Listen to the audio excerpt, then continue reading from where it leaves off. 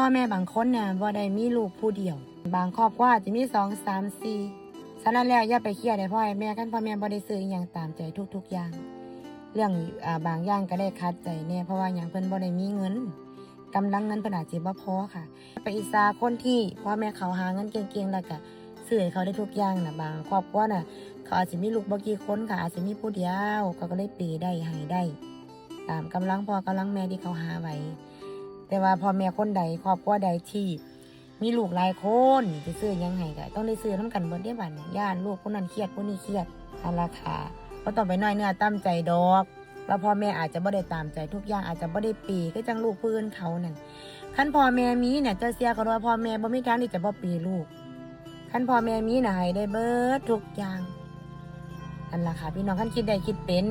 อันราคาฝากถึงลูกเต้าที่กำลังเรียนที่กำลังเป็นวัยรุ่นเด้อคันคิดได้คิดเป็นถ้าคิดว่าเจ้าของใหญ่แล้วหัวจักความแล้วให้คิดน้ำพรน้ำเมอันใดที่เฮ็ดแล้วให้ได้พ่อแม่หนักใจที่มันเป็นการที่ว่าเฮ็ดพ่อแม่หนักใจหรือว่าพ่อแม่ลำบากต้องไปหยิบยืมมาเพื่อจะบำเรอความสุขของตัวเจ้าของแค่นั้น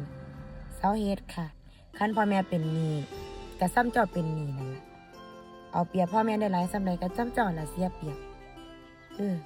เพราะว่าหยังกรรมเว้นมันก็หมุนอ้อมกันอยู่นั่นล่ะค่ะผู้ใดเสียบซอยพ่อซอยแม่ได้ฮู้จักความเพื่อให้พ่อแม่ยากพอใจต่อไปมีแต่เจริญอันนี้บ่ได้ย่องใส่เด้อค่ะบ่ได้ย่องใส่เด็กน้อยบ่ได้ย่องให้เด็กน้อยเป็นคนดีแต่ว่ามันเป็นความจริง